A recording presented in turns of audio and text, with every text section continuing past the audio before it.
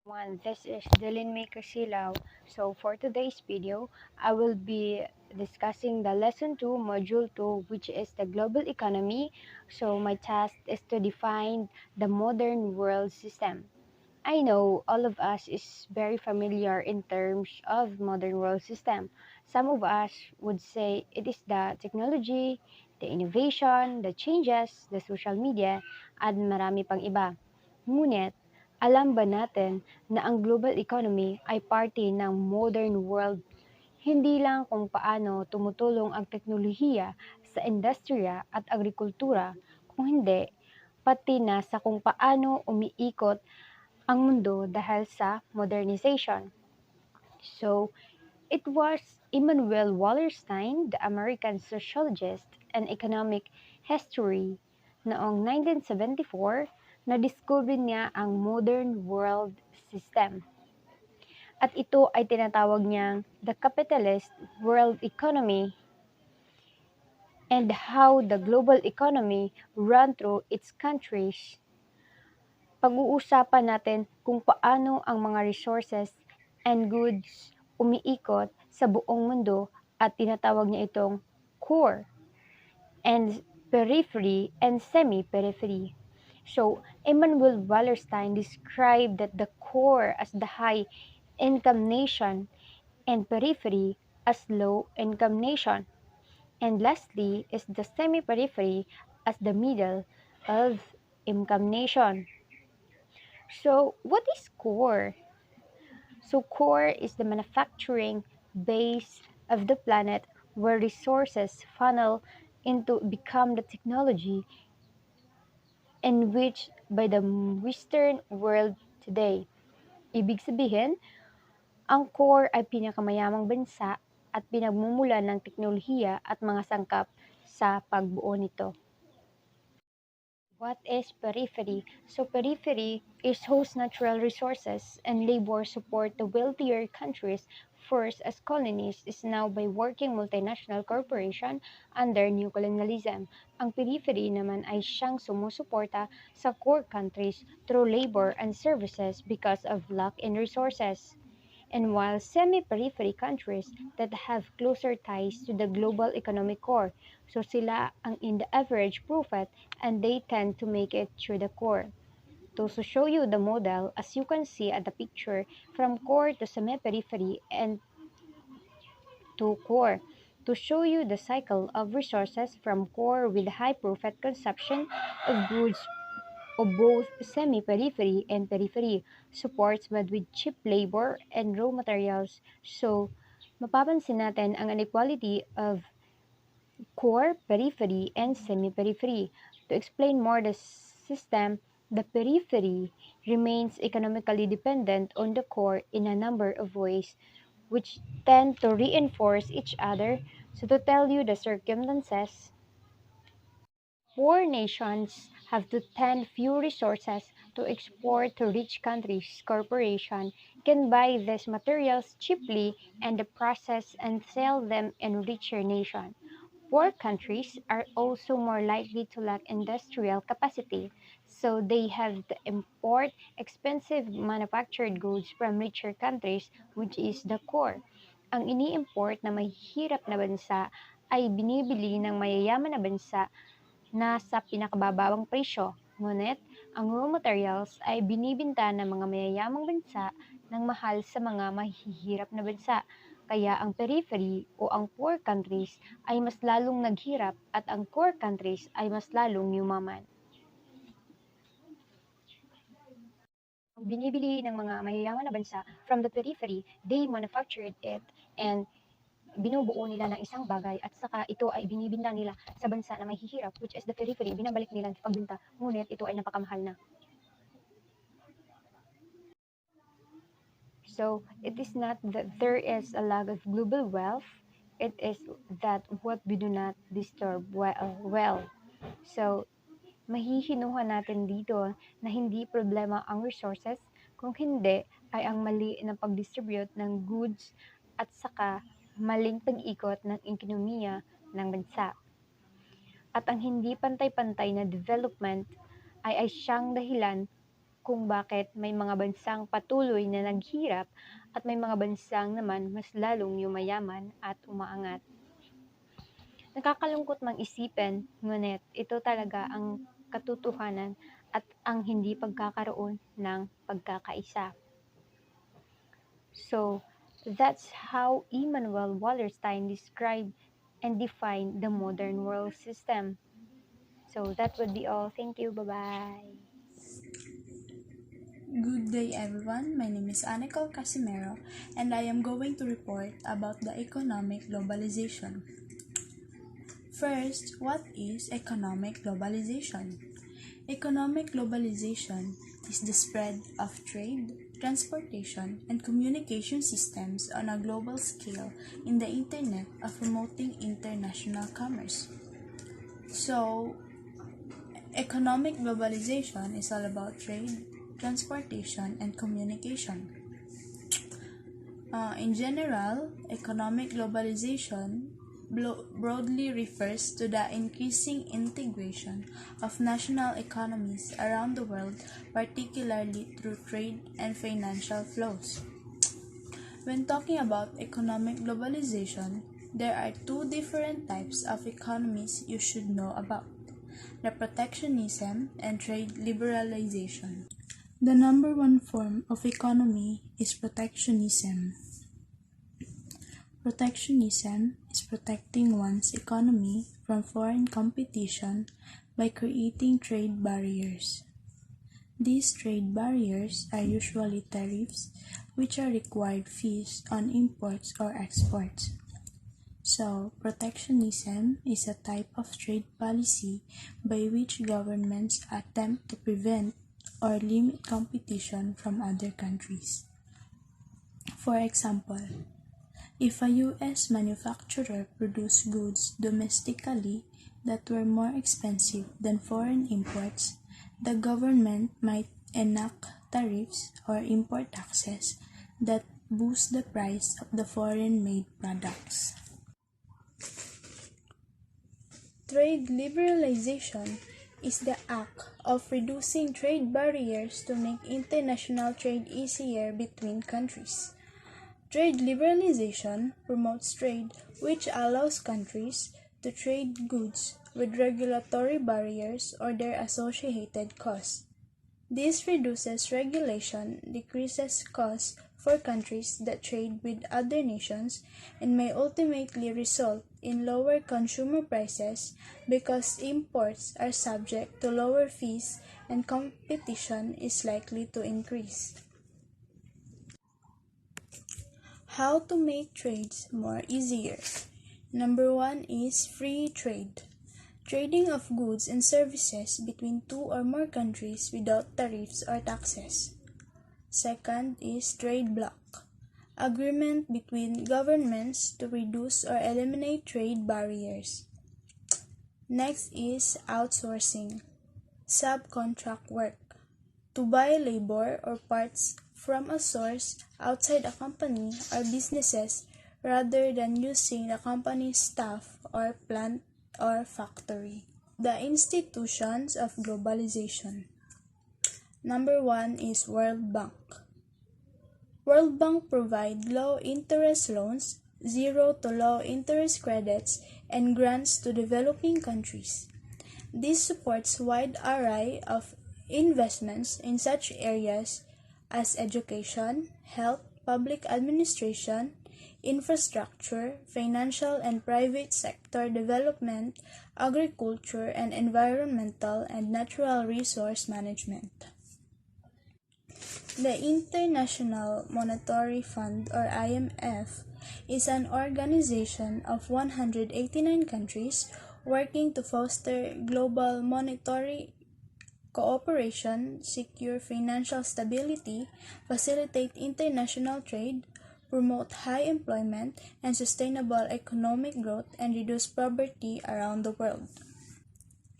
The World Trade Organization is the only international organization dealing with the global rules of trade.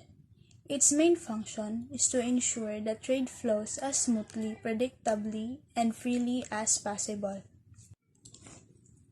So, the benefits and drawbacks of economic globalization. For World Trade Organization, the benefit is to solve trade disputes between countries in a peaceful ways, but it only focuses on developed nations. It lowers the cost of goods and services for those developed nations, but to achieve low cost, labor rights and environmental concerns are ignored. It promotes economic growth in developed countries, but it favors the rich nations and powerful transnational cooperation. The sustainability of this is that it is the degree to which the earth can provide resource for human needs. And for the sustainable development, it is specifically developing the world in a way where the needs of present-day generations are met while preserving resources for future generations. The actors that facilitate globalization. Boyer and Rachi, 1996. Firstly, the nation still is the effective manager of the national economy despite increased rates of globalization. So, Boyer and Rachi admit that globalization is redefining the role of nation-state as an effective manager of the economy, 1996, but refuses the hypothesis of uniform state policies and conceive the state as the main shelter from the perverse effect of the free market economy. Akomi, 1996, claimed that nation-states are dinosaurs waiting to be and because they already have fulfilled their role as critical participants in the global economy due to their calendars. So, Okomi Kenichi described the ways in which international business was bypassing national borders. Thirdly, the creation of an international monetary system is one of the actors that facilitate economic globalization. This international structure for money, power, and interest is created to have an important role to play in making globalization work better, and that is to restore and sustain the benefits of global integration by promoting international economic cooperation. Further, it believed that economic growth is the only way to improve living standard in value of chain of Mindanao product. Table 1. Many roads are in bad condition or congested, with the result that agricultural produce is often rejected, especially perishable commodities like bananas and other fruit and vegetables. There are some 690 ports, yet the top 400 handle only 17% of domestic cargo and 12% of foreign. Connecting farms to town by investing in village roads. How does the better contrasted routes helpful for the people living in the villages? Improve rural and infrastructure enables connectivity and self-mobility. It also affects access to health, education, and economic opportunities. Second, connecting towns to ports by investing in major roads. How does improving infrastructure help the economy? Infrastructure projects often months to years to complete, meaning that the jobs will stay. These workers then spend their income locally and help stimulate the economy. Promoting competition in the domestic shipping industry. The paper analyzes the factors which have an effect on the competitiveness of the shipping companies used to gain a better position on the market. Fourth, liberalizing cabotage. International liners calling at the country's ports express their support for the call of local importers and exporters to have the country's cabotage law liberalized, even as they pointed out that they have no intention of competing with domestic liners in the transport of goods with the country. modernizing the major ports and streaming export and procedures. The Philippines is an archipelago comprising of 7,641 islands. The country shares maritime ports with China, Indonesia, Japan, Malaysia, Taiwan, Vietnam, and the nation of Palau. Figure 1. Farm to market logistic issues in Mindanao. So, road network. National road network needs upgrading to accommodate traffic and container trucks. Significant gaps in the local road network biased towards large fruits and more productive areas instead of small farms, low quality of roads. Insufficient road network connecting leading to ports, resulting in congestion around ports, example Cagayan de Oro. Domestic shipping.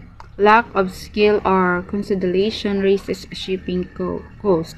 Limited of competition in inter-island shipping allows monopolistic practice to continue. Repair and dry docking are required to be done in the Philippines with a few expectation, even if cheaper options are prohibitive taxes on importation discourage investment in new and more efficient ships. Domestic vehicles are restricted from combining international and domestic routes to reduce cost. Cabotage. Partial cabotage liberalizations allows only for co-loading of exports and imports cargo if several ports. This is not a full cabotage liberalization as foreign firms are still not allowed and domestic routes to reduce costs.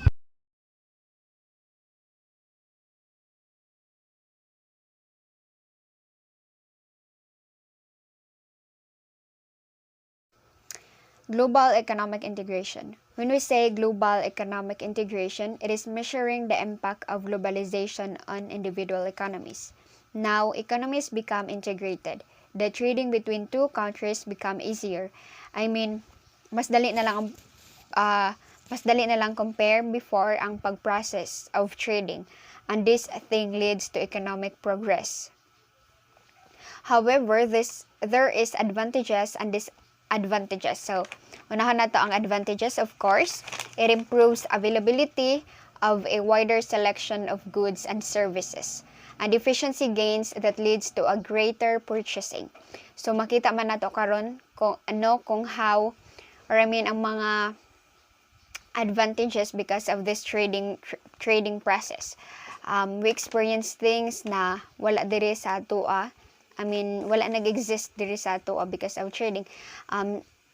Pareha pod sa ubang country, maka-experience pod sila og mga butangan na ara din nag-exist sa atoang bansa. Especially ang mga highly technology nga wala ta diri sa Pilipinas, ma-experience nato because of purchasing because of in global economic integration. So, it is beneficially as it promotes commercial harmony by eliminating trade barriers. Contributing significantly to the upliftment of emerging countries. Yes, mato siya. So, next is the disadvantages. So, it leads to a national sovereignty and the responsibility of central banks are delegated to an external body instead. So the external control becomes troublesome in the terms of managing a cohesive fiscal and monetary policy. Among many different countries. Trade unions can divert trade from non-members, even if it is economically detrimental for them to do so. Additionally, members of economic unions are typically required to adhere to rules on trade, monetary policy, and fiscal policy, which are established by an unelected external policy-making body. So, in short, illegal ni siya. Tas kung inani pod kay smuggling ang ang tawag sa mga produkto nga gina-purchase nila kay wala man sila ning agi og proseso. Next is Mindanao context, globalization of trade and industries in Mindanao.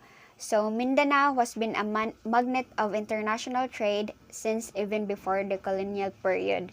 So the ones who do trading before are the Moro people in Sulu. So this is where Sulu place is. And then ilang ka-trader, Dumalay and Chinese trader.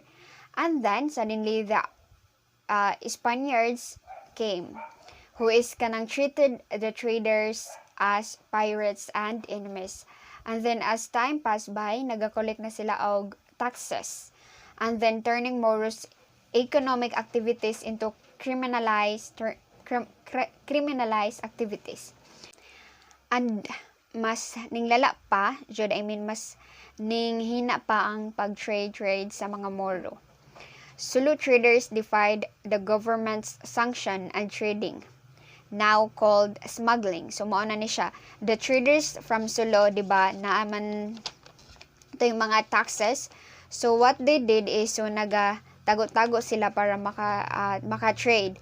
So they trade mga cigarettes and goods before sa mga market, but then ginadakop na sila sa mga pulis.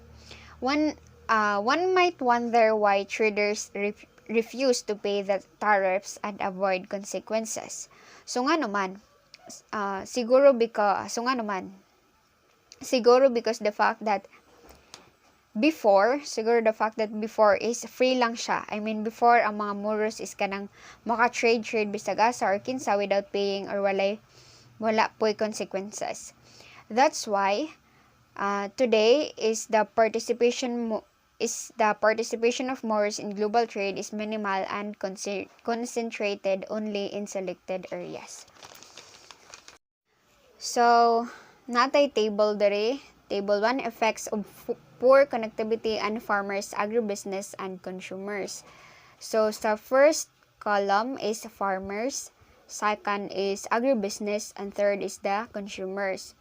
So we have here reduced terms of trade, higher input cost, and lower produce prices.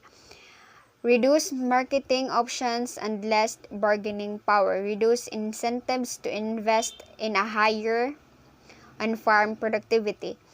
Minimal scope to diversity into higher whole perishable products. Dulled incentives for purchasing higher quality products and frequent rejections. So kato siya akong nabasa is mo to ang mga common problems na gina-face sa mga farmers because of those things maglisod sila og produce.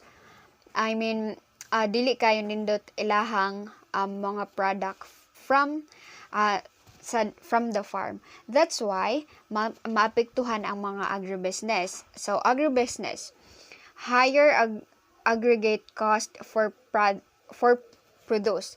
So because of kanang mga moto ang problema sa mga farmers, maapektuhan ang agribusiness mo ning motaas ang ilahang price pod, no, when kanang maget sila og mga product from farmer to ibaligya nila.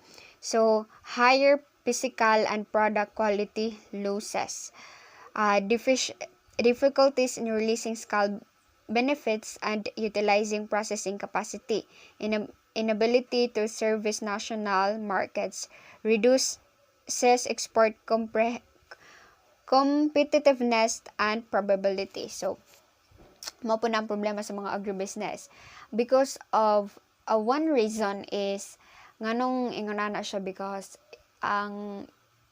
we have mga dalan nga guba, rude, mga poor na mga kalsada, and then mo na siya ang reason nga nung mahal na ang mga pag-abot sa consumer ay magtaas ang presyo from farmers. Barato lang siya, dili siya ginakuha og dagko kayo sa mga agribusiness. Then ang agribusiness mag-add na sila og kuan because pag travel pa nila na ginaampingan man na nila kayo sa high ang mga kalsada manggod nga mga kalsada nga kanang guba-guba. So from farmers niya kuha ng mga agribusiness, so magpatong na gid sila patong-patong in order para makabawi sila sa ilang kapital. And then napo na siya mga possibilities na mga guba ang products because of kanang poor road pod kanang connectivity nila, mo na siyang main reason. So sa consumers, higher food prices for both staples and non-staples, reduced scope for dietary diversity and improve nutrition, increased exposure to food safety risk. Yes, mo na siyang mga reason mo nang we wonder na kita na mga consumers is mayroon tag mahal ba. Yes, because ang agribusiness is magatubog yun siya. We earn kung sa farmers barato ra siya, pero because of kanang process niya, sa process dira siya madakaan. So, lowering logistic cost would benefit Mindanao's agriculture value chain significantly. An efficient logistic system is essential if Mindanao's potential to become a global supplier of basic and value-added produce is to be unleashed. Potential to become a logistic network from farm to markets will entailed mo na siya, connecting farms to towns by investing in village roads. So mo man siya ang common problems nato, no? Well, personally makaingon ko kay my parents are farmer. So, we're having a problem jud when it comes in kanang delivering our product sa market because of sa poor road connectivity. So, yeah, solution is kanang connecting farms mag-invest. If mag-invest para mapanindot ang dalan so that mas daghan pa og ma-purchase ang mga farmers or mas daghan pa sila og ma-deliver na good products. Second is the connecting towns to ports by investing in major roads. Yes, major roads. So, third is promoting competition in the domestic shipping industry. Yes, mga shipping industry pod. So, liberalizing cabotage. Modernizing the major ports and streaming export and import procedure. It is very important then good sa Mindanao na magkaingon ani kay before pa man known na ang Mindanao sa mga trading